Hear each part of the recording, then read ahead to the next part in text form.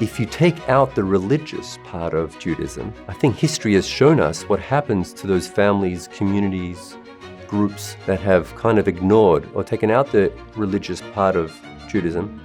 Hi, my name is Sahar Tartak. I'm a rising junior at Yale University. My name is Jake Newman. I'm an incoming second year at UCSB, and I'm from Orange County, California. My name is Akiva Greenbaum. I'm the Chabad Shliach / Rabbi at the College of New Jersey, originally from Melbourne, Australia. All right, so on college campuses, especially right now, a lot of people are talking about what is being Jewish, like our Jewishness is being called into question. What would you say what being Jewish is to someone who doesn't know about Judaism? So in 90 seconds, the short answer would be, a Jew is basically, technically, anybody who's a descendant of Avraham, Yitzchak, and Yaakov, Abraham, Isaac, and Jacob, right? It's determined by the mother. So if someone's mother is Jewish, they are technically Jewish. Additionally, someone could convert to become Jewish if they're not born to a Jewish mother. And if they do a conversion according to halacha, Jewish law, then they're 100% Jewish. So that's the technical definition of what is a Jew. Actually, the most common description of a Jew in the Torah is Bnei Yisrael, right?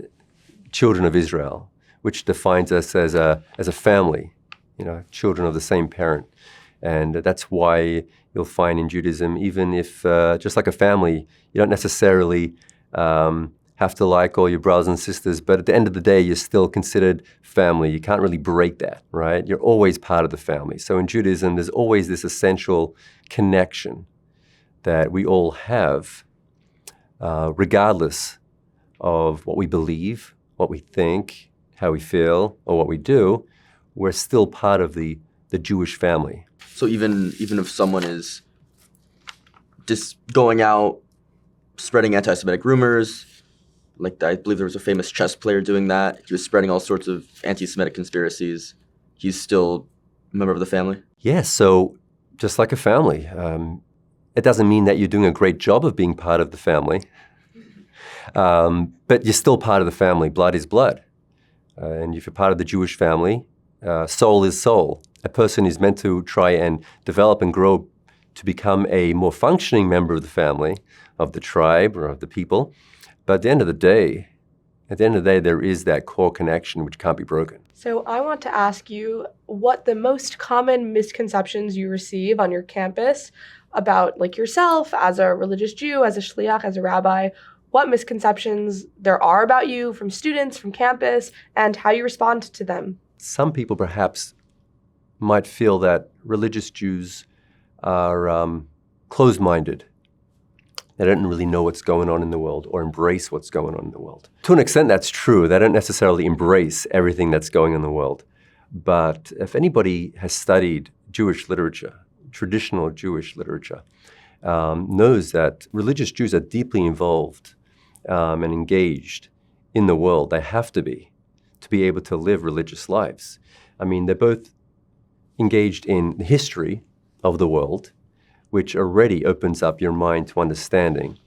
They're engaged in traditions. They're engaged in contemporary issues. Just to be able to flourish in this world, as a Jew, as a religious Jew, they have to be knowledgeable of the wisdoms of the world. Just one example is that, I don't know if you're aware of this, but religious Jews in America make up a very small fraction of the population. I mean, there's only 2% of America is Jewish, and a fraction of that is religious. Yet, over 18% of all kidney donations are from religious Jews in America, which I would consider pretty open-minded, right? You have to be aware of what's going on, and then you have to consider it, and then you have to be a part of that. From my perspective, being religious actually would be considered more open-minded, because you have to be aware of more of what's going on. Whereas if you just live in the bubble, let's say, of college world, yeah, sure, you learn a few topics, but you're not necessarily opened up to the vast history of the world and geography of the world, where part of a religious Jew that's just part and parcel of your life. Do you feel that the laws of Judaism come with any restrictions on life or feelings that you're missing out or from the secular world? That's a great question. When I was younger, possibly. But I heard a great line. It says, I think I heard it from Steph Curry, so I'm sorry, but he's one of the greatest basketball players ever. He is. So he says, discipline is doing what you hate to do, but doing it with love. I think there's a lot of truth to that. And that is that everybody who wants to be successful in life, this is not a religious question. It's a very universal question.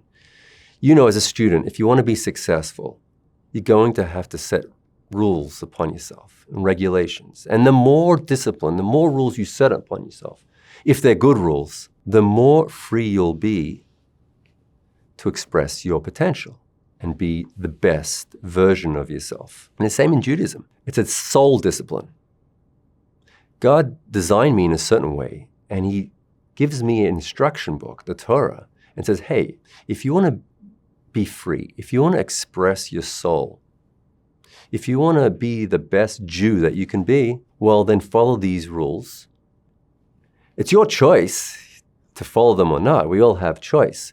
But if you want to express your fullest potential, your soul potential, these are the rules. As you go through life, the more you follow the rules correctly and with joy, right?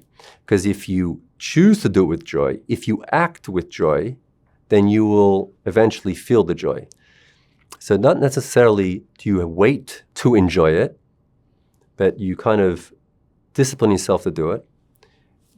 You act joyfully, and then the two merge, and then you end up doing it joyfully because you see the results.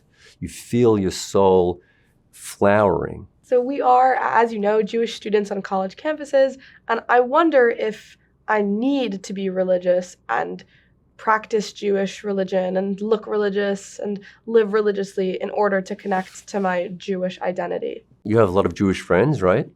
If you were to ask them, what does it mean to be Jewish? What are some answers that you might hear from them? I would hear, I'm raised that way. My parents told me what to do.